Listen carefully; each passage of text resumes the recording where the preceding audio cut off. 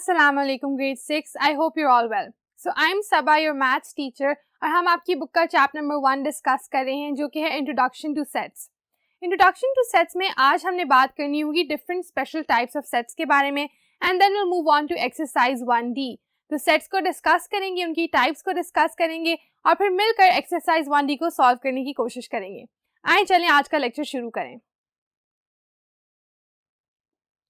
जैसा कि हम सब वाकिफ़ हैं, हमने बात की है कि सेट्स जो होते हैं बेसिकली इसलिए होते हैं ताकि हम चीज़ों को एक जैसे ग्रुप्स में कैटेगराइज कर सकें और फिर उनकी प्रॉपर्टीज़ को उस हिसाब से अंडरस्टैंड कर सकें। सेट्स के बारे में बात करने के बाद we also talked about different types of sets. हमने फिर वेन डायग्राम्स पर डिस्कशन की और आज हम उससे आगे जाकर पढ़ने वाले हैं कि सेट्स की डिफरेंट टाइप्स क्या होती हैं। So obviously in everything there are types. हर सेट एक तरह का नहीं होता, हर सेट की एक जैसी कैरेक्टरिस्टिक्स नहीं होती। तो क्या उनमें अलग अलग फ़र्क होते हैं, किन बेसिस पे उनको हम फ़र्क करते हैं उनके अंदर, इन सब चीज़ों के बारे में आज बात करनी है। We can start by reading some special types of sets. तो आपकी टेक्स्ट बुक में ही ये दिए गए हैं, उनके बारे में अब हम बात करेंगे। सबसे पहले they discuss talking about finite set. So what is a finite set? A finite set is, जैसा कि आपको इसके नाम से पता चल रहा होगा, फाइनाइट होता है जो चीज़ खत्म हो जाती है, जिसकी एक हद होती है, एक लिमिट होती है। ठीक है, तो उसी तरह यहाँ पर अगर उन्हें एग्जाम्पल दी हुई है, C is a set, X is a square number, X is less than 20। अब उन्होंने कहा एक सेट है, उसके अंदर आपने X लिखना है। X क्या है? कोई स्क्वायर नंबर है, यानी किसी नंबर का स्क्वायर। जैसे 4 का स्क्वायर जो होता है 16 होता है, तो आप उसकी एग्जाम्पल ले सकते हो। ठीक है, देयर सेइंग कि X एक स्क्वायर नंबर है, लेकिन यहाँ पर लिमिट का एलिमेंट यहाँ आ रहा है। आपसे कह रहे हैं कि X जो है वो 20 से छोटा है, उस पर एक लिमिट आ गई, उससे ऊपर वो नहीं जा सकता। तो सेट जो है वो 20 से ऊपर कभी नहीं जाएगा, सेट की लिमिट आ गई है and that is what we refer to as a finite set, जिसकी कोई हद जो है वो मुकर्रर हो, जो उससे आगे ना जा सके। ऐसे सेट को हम फाइनाइट कहते हैं। और इसी का ऑपोजिट डिफरेंट क्या है? Infinite set. इनफिनिट जिसकी कोई हद, कोई लिमिट नहीं होती। जैसे जब हम कहते हैं कि एक सेट है, अगर आप उसमें नेचुरल नंबर्स लिखें, नेचुरल नंबर्स तो इनफिनिट है, वो तो कभी खत्म नहीं होते, तो वैसा सेट जो है वो इनफिनिट होगा।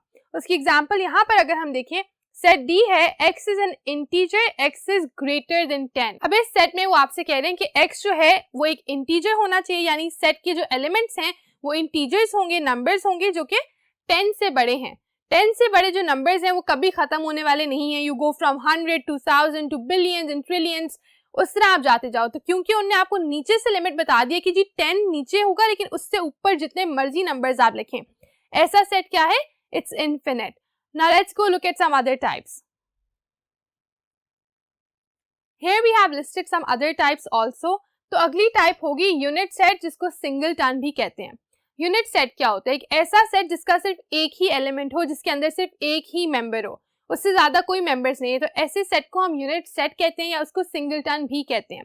इसकी एग्जाम्पल यहाँ पर सेट A जो है that is 10 and it should be in brackets. I don't know how I miss them. ठीक है, तो जो 10 है वो एक सिंगलटन है, एक यूनिट सेल है। ये सेट A जो है that is a unit set. क्यों? क्योंकि उसके अंदर सिर्फ एक एलिमेंट आ रहा है which is 10। Next we have empty set. अब कुछ सेट होते हैं जिनमें कोई भी चीज नहीं आती, जैसे अगर कोई आपसे कहते हैं कि मल्टीपल्स ऑफ 2 जो कि ऑड नंबर्स हैं उनका सेट बनाएं। ऐसा तो कोई नंबर नहीं है जो 2 का मल्टीपल हो लेकिन ऑड नंबर हो, तो ऐसा सेट बिल्कुल खाली हो जाएगा। और ऐसे सेट को हम रिप्रेजेंट करेंगे खाली कर्ली ब्रैकेट से या फिर इस सिंबल से which stands for an empty set. तो एम्प्टी सेट की एग्जांपल भी हमने कवर कर ली है। क्या होती है वो? कि जब किसी सेट में कोई भी नंबर, कोई भी एलिमेंट, कोई भी मेंबर नहीं होता। Next we have disjoint sets. Joint जुड़े हुए, डिसजॉइंट जो जुड़े हुए नहीं है।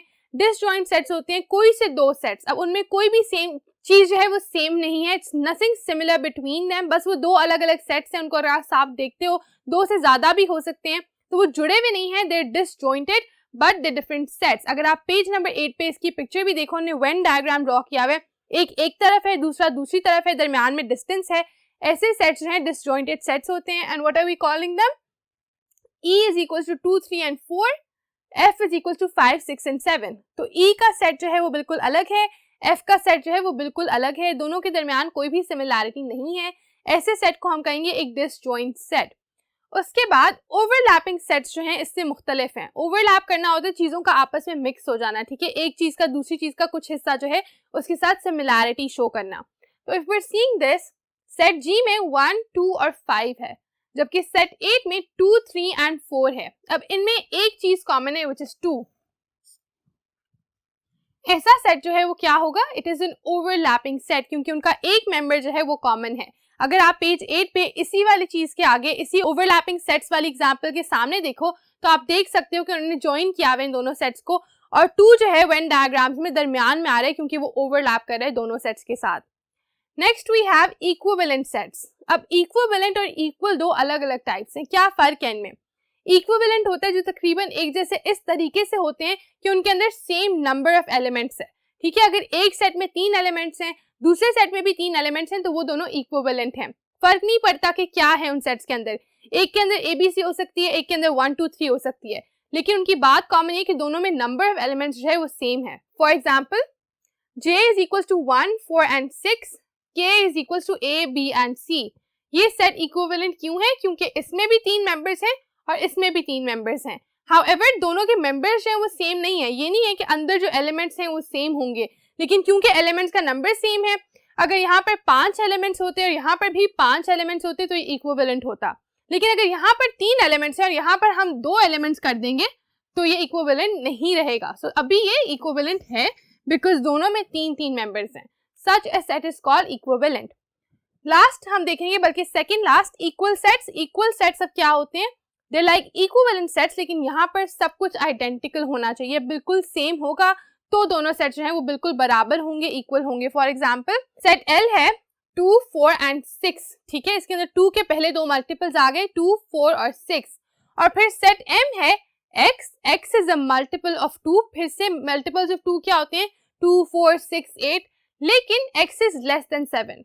तो 2 का मल्टीपल जो 7 से छोटा हो तो 2, 4, 6 फिर से यहाँ भी आ जाएगा। इस वजह से ये दोनों जो सेट्स होंगे बिल्कुल इक्वल होंगे एक दूसरे के, दोनों में 2, 4, 6 आ रहे, दोनों इक्वल हैं। लास्टली यूनिवर्सल सेट क्या होता है? अब यूनिवर्सल सेट होता है वो वाला सेट जिसके अंदर वो सारी चीजें जिनके बारे में डिस्कशन हो रही है। इसकी बेहतर एक्सप्लेनेशन आपको इस तरह मिलेगी, अगर आप पेज नंबर 9 पे देखो, यूनिवर्सल सेट उन्होंने रेक्टेंगुलर बॉक्स में शो किया हुआ है। तो जो भी आपका सेट है, ठीक है, अगर आपका सेट जो है वो सिटीज का नाम है फॉर एग्जाम्पल, ठीक है, तो अंदर आपने सेट में लिख दिए M से स्टार्ट होने वाली सिटीज, और बाहर जितना भी यूनिवर्सल सेट है उसमें बाकी सारी सिटीज जिनका मेंशन आप नहीं कर रहे हो, जो आपके सेट में नहीं है, वो सब आएंगी। It contains all the sets under consideration. तो उसके अंदर सारे सेट्स जो होते हैं यूनिवर्सल सेट के फॉर अ पर्टिकुलर सर्कमस्टांस वो इसके अंदर होते हैं, एंड इस तरह से आप यूनिवर्सल सेट को एक्सप्लेन करते हो। अब हमने ब्रीफली डिस्कस कर लिया है सब के सब types, special types of sets को। अब हमें क्या करना है? अब हम ट्राई करते हैं कि हम अटेम्प्ट करें एक्सरसाइज 1D को, ताकि हम अपने इन कॉन्सेप्ट्स को टेस्ट भी कर सकें। Let's go. It's time to look at exercise 1D. Exercise 1D में क्वेश्चन नंबर 1 है, pick infinite and finite set of cities in Pakistan. No, basically आपने पहले देखना है सारी की सारी स्टेटमेंट्स को, और फिर आपने क्वांटिफाई करना है, बताना है कि इनमें से कौन सी जो वाली सेट्स हैं वो फाइनाइट हैं और कौन सी इन्फिनिट हैं। ठीक है, that is for you to decide. अब मैंने उसके 2 पार्ट्स किए हैं, बाकी मैं एक्सपेक्ट कर रही हूँ कि आप खुद करेंगे। तो पहला पार्ट अगर हम देखें, set of cities in Pakistan, is it finite और इज इट इन्फिनिट? ऑब्वियसली ये जो है ये फाइनाइट है। क्यों? क्योंकि पाकिस्तान में जितने शहर हैं वो मुकर्रर हैं, वो हमेशा के लिए कंटिन्यू नहीं करते रहेंगे, ग्रो नहीं करते रहेंगे। आपको पता है कि जी पाकिस्तान में ये सिटीज हैं और बस उनके ये नाम है। सो ये फाइनाइट है, लिमिटेड है, इससे ज्यादा नहीं हो सकते, हमेशा ज्यादा इंक्रीज नहीं कर सकते। वेयर एज अगर हम थर्ड पार्ट आपके क्वेश्चन का देखें, सेट ऑफ होल नंबर्स।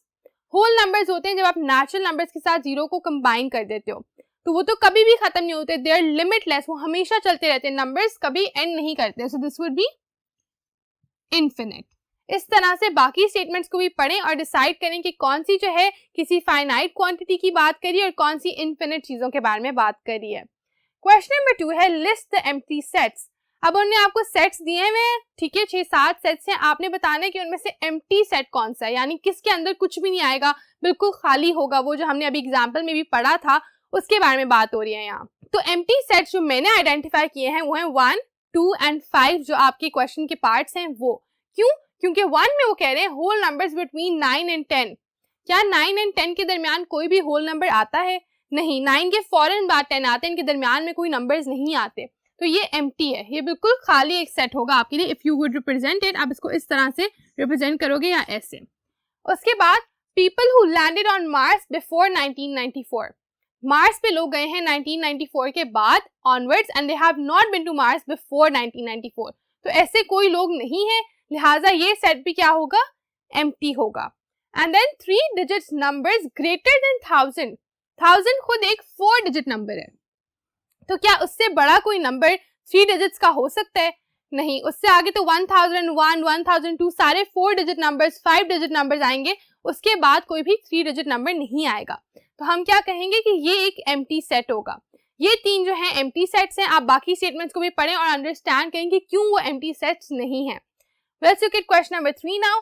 अब आपने पेयर्स बनाने हैं ऑफ इक्वल सेट्स. वो सेट्स जो इक्वल है ना, उनको आइडेंटिफाई करो कि अच्छा ये दोनों बिल्कुल इक्वल हैं. इक्वल सेट्स में क्या होता है, बिल्कुल सेम एलिमेंट्स होते हैं दोनों में. ठीक है, तो if you look at this part, a equals 1, 4 and 9, b equals 12, 22 and 32. ये इक्विवेलेंट तो हैं. क्यों?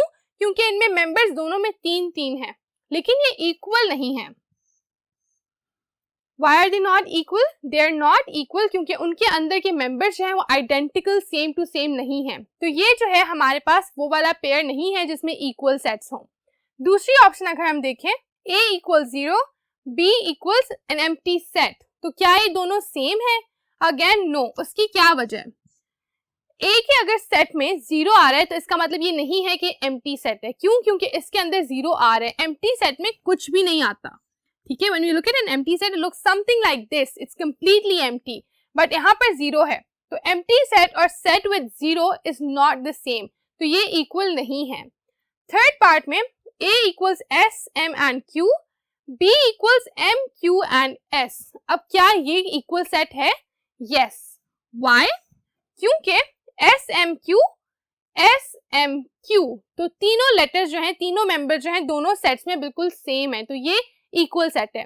ऑल्दो उनका ऑर्डर जो है थोड़ा आगे पीछे है कि यहाँ पर s पहले है, यहाँ पर s n पे है, but that doesn't matter. Why? क्योंकि दोनों जो सेट के अंदर मेंबर्स हैं वो बिल्कुल सेम है और आपने उसी को आइडेंटिफाई करना था. अब आए चल के क्वेश्चन नंबर 4 को देखें. Time to look at question number 4. Question number 4 है list of sets that are equivalent. अब आपने वो सेट्स आइडेंटिफाई करने हैं जो इक्विवेलेंट हैं. इक्विवेलेंट सेट्स की क्या खूबी होती है कि उनके अंदर सेम नंबर ऑफ एलिमेंट्स होंगे. पहली ऑप्शन अगर हम देखें, बल्कि सेकंड ऑप्शन, सेकंड पार्ट है आपके क्वेश्चन नंबर 4 का, C equals CAR. आपके सेट में सिर्फ CAR है. एंड देन सेट D में ARCS. तो क्या ये दोनों इक्विवेलेंट हैं? Not at all. व्हाई? क्योंकि एक के अंदर 3 एलिमेंट्स हैं और दूसरे के अंदर 4 एलिमेंट्स हैं, and that is not the definition of equivalent. Next we have third part में E equals ABC, F equals XYZ. अब मेंबर्स हैं वो सेम नहीं है. एक में ABC है, एक में XYZ है, लेकिन ये इक्विवेलेंट हैं. क्यों? क्योंकि इन दोनों के अंदर 3 एलिमेंट्स हैं. तो अगर नंबर ऑफ एलिमेंट्स सेम है, that means these are equivalent. Let's look at question number 5. Find the relation express in symbols. अब आपने इनके दरमियान का आपको सेट्स दिए हुए 3. आपने बताना कि इन दोनों सेट्स का आपस में क्या रिलेशनशिप है और सिंबल्स की सूरत में आपने उसको एक्सप्रेस करना है. ठीक है, अब इसमें एक कॉन्सेप्ट जो आया है सब सेट्स का, उसको हम बेहतर तरीके से पढ़ेंगे अगले लेक्चर के अंदर, लेकिन यहाँ पर भी हम उसको यूटिलाइज करके देख लेते हैं. तो अगर आप पहला पार्ट देखो, A में है 1 2 3 4 डॉट डॉट डॉट, मतलब हमेशा नंबर्स कंटिन्यू होते रहेंगे, इनफिनिट सेट है ये. B में है 1 2 3 4. ठीक है, तो इसका क्या मतलब है कि B में 1 2 3 4 है जो कि हिस्सा है A वाले सेट के.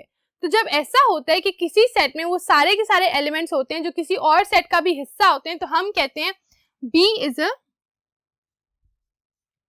Subset of A.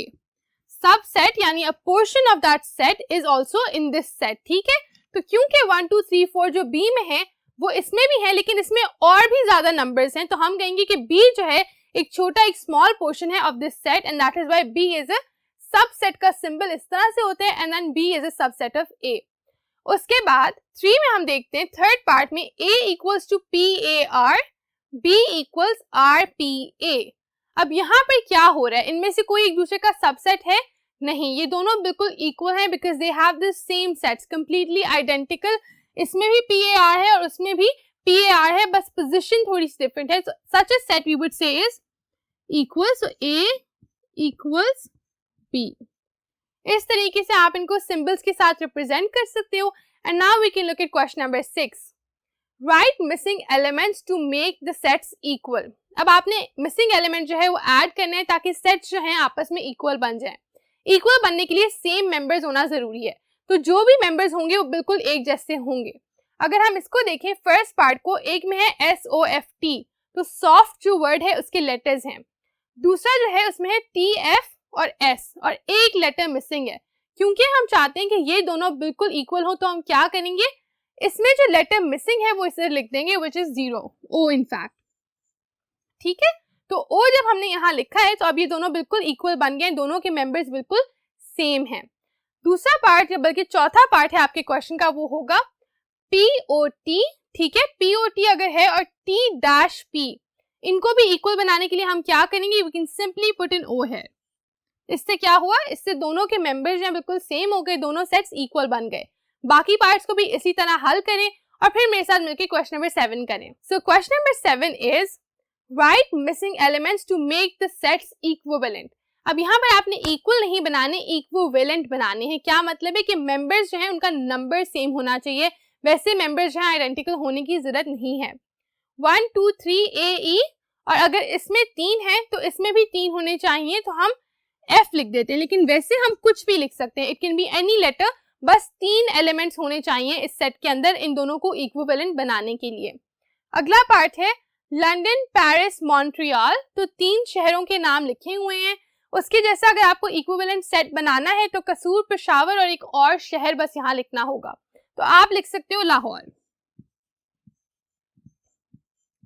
इससे क्या हुआ, ये दोनों सेट जो हैं इक्विवेलेंट बन गए क्योंकि इन दोनों में 3 एलिमेंट्स यानी 3 शहरों के नाम जो हैं वो आ गए। इसके साथ हमारी एक्सरसाइज 1D जो है वो खत्म होती है। अगले लेक्चर में हमने बात करनी है सबसेट्स के बारे में, अंडरस्टैंडिंग देम बेटर, और फिर हम सॉल्व करेंगे exercise 1E। So I will see you in that lecture now. Allah Hafiz.